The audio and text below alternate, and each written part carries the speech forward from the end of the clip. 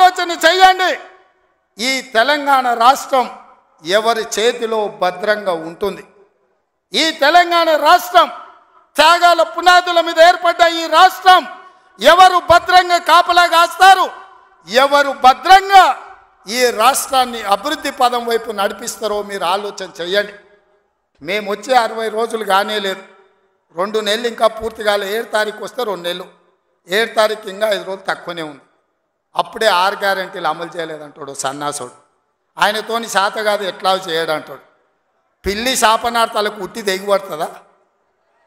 వీళ్ళ పొంకనాలు కాకపోతే 10 ఏళ్లలో మీరు ఏనాడైనా పేదవాళ్ళ ఇంటికి 200 యూనిట్ల ఉచిత కరెంట్ ఇవ్వాలన్న ఆలోచన చేసినవా?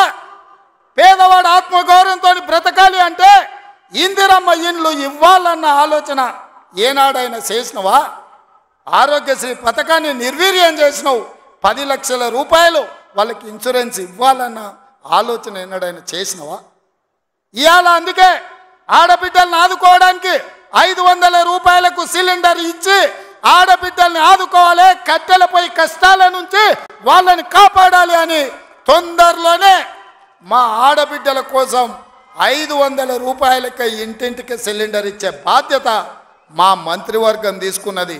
1,00,000 మంది ఆడబిడ్డలతోనే ప్రియాంక గాంధీ గారిని రప్పించి 1,00,000 మంది ఆడబిడ్డల సమక్షంలో సిలిండర్ 500 రూపాయల కార్యక్రమాన్ని తొందరలోనే మీ ప్రభుత్వం మన ప్రభుత్వం తీసుకోబోతుంది అని చెప్పి మా మిత్రులందరికీ నేను చెప్పదలుచుకున్నా. అదేవిధంగా మిత్రులారా, ఇంటికి ఉచిత కరెంటు 200 యూనిట్ల వరకు ఇస్తామని ఆనాడు చెప్పినాం. పోయిన సంవత్సరం ఎవరెవరు ఎంతెంత వాళ్ళ ఇంటికి కరెంటు వాడినరో ఆ లెక్కలు కట్టి ప్రతి ఇంటికి తెల్ల రేషన్ కార్డు ఉన్న వాళ్లకు 200 యూనిట్ల వరకు తొందరలోనే ఉచిత కరెంటు మీ ఇంటికి ఇచ్చే బాధ్యత, మీ కుటుంబాలను ఆదుకునే బాధ్యత మన ప్రభుత్వం తీసుకుంటుంది, పేదల ప్రభుత్వం తీసుకుంటుంది. ఆ ఎల్లా ప్రగతి భవన్ అనే పేరు మీద పెద్ద గడిని నిర్మించుకొని కష్టాలు చెప్పాలి అని గద్దరన్న పోతే ఎర్రటెండకు మిట్ట మధ్యాహ్నం 3 గంటలు నీ గేటు దగ్గర నించోబెట్టినావు కదా కేసీఆర్. ఈ పాపం ఊరికెపోతుందా అని నేను అడుగుతున్నా. అందుకే కదా పార్టీని మొన్న జరిగిన ఎన్నికలలో బొక్కలు ఇరగొట్టి బోర్ల బొక్కలేసి గుణపాఠం చెప్పిండ్రు. గద్దరన్న ఉసురు తలిగింది కాబట్టి మీ బొక్కలు ఇరిగిన బిడ్డ, అది గుర్తుపెట్టుకోండి అని నేను చెప్పదలుచుకున్నా. అందుకే మిత్రులారా, ఇవాళ ఈ ప్రభుత్వం మీది మనది, ఈ ప్రభుత్వం పేదోళ్ళది. ఈ పేదోళ్ళ ప్రభుత్వంలో ఆదిలాబాదును దత్తత తీసుకుంటాం. తప్పకుండా తుమ్మిడిఎట్టి దగ్గర ఉత్తమ్ కుమార్ రెడ్డి గారి అనుమతితోని సాగునీటి ప్రాజెక్టును కడతాం, కుప్టి ప్రాజెక్టును కడతాం, సబర్మతి ప్రాజెక్టును కడతాం, కడెం ప్రాజెక్టును రిపేర్ చేస్తాం.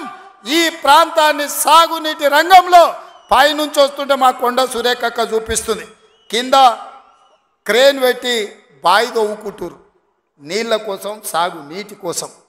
మరి ఆ సన్నాసోడు 1 కోటి ఎకరాలకు నీళ్ళు ఇచ్చిన అన్నాడు. ఏడిచ్చిండా? వచ్చినా ఇవాళ హెలికాప్టర్ల పైనుంచి వస్తే ఎడారిని చూసినట్టుంది, ఎండిపోయిన పొలాలు కనిపిస్తున్నాయి.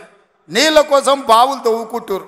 ఇవాళ బావి తవ్వే క్రేను అది చూపించి సురేఖక్క అన్న ఇంకా బాయిల వ్యవసాయమే ఉంది, ఇక్కడ నీళ్లు రాలేదని. ఇవాళ వస్తావా కేసీఆర్, నీకు మళ్ళోసారి చూపిస్తా ఈ ప్రాంతాన్ని. ఏనాడా నువ్వు వచ్చినవో రాలేదో నాకు తెలియదు, ఎన్నికలప్పుడు ఓట్లాడుకోనికి వచ్చి ఉంటావు, కానీ ఈ ప్రాంతాన్ని చూడడానికి ఎప్పుడన్నా వచ్చినవా?